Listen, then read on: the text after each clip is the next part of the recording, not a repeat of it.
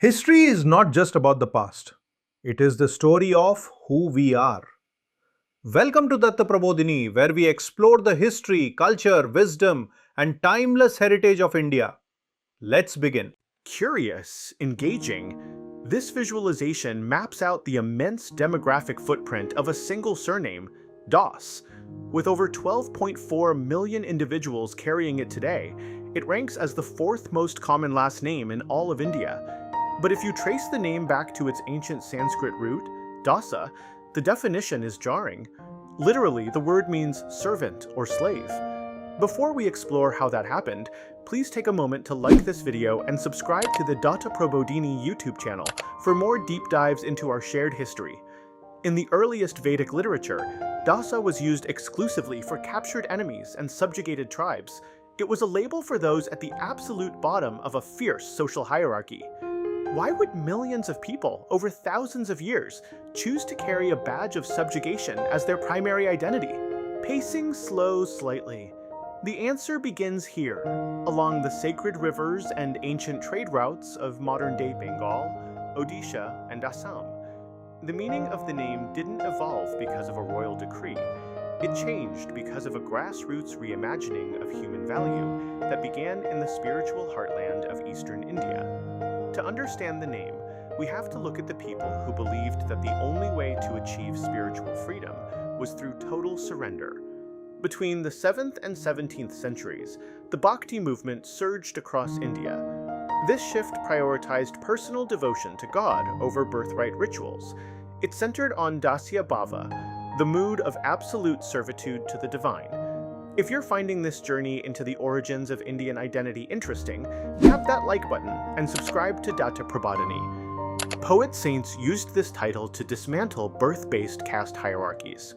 By calling himself Kabir Das, a 15th century weaver claimed a direct, humble connection to the divine that bypassed traditional religious elites. This phenomenon created a powerful social loophole.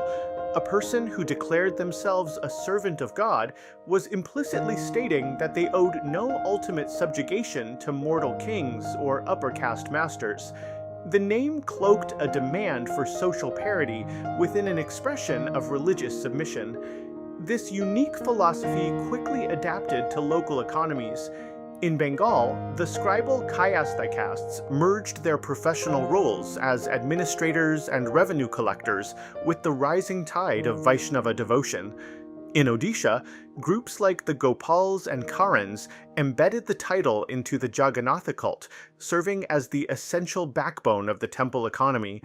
In Assam, the Eka Sarana Dharma movement utilized the name to integrate tribal groups and outcasts into new devotional networks, granting them a shared spiritual status.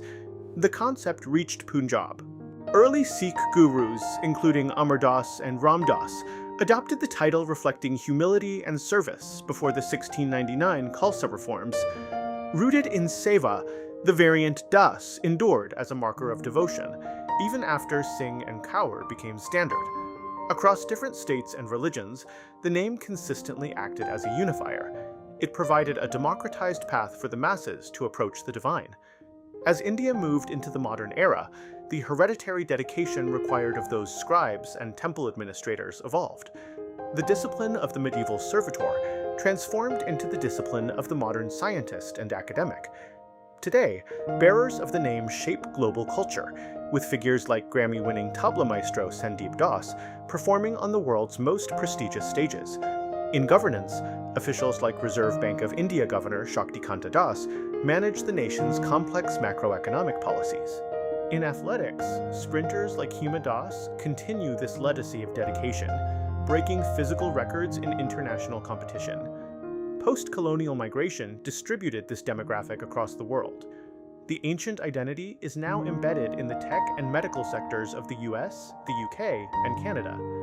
In 3,000 years, a name that began as a marker of a defeated enemy became the identifier of global leaders and innovators. This shift relied on the specific roles these families maintained for generations, as literate scribes, administrators, and skilled servitors. That history of disciplined service created a path toward the technical and academic professions they dominate today.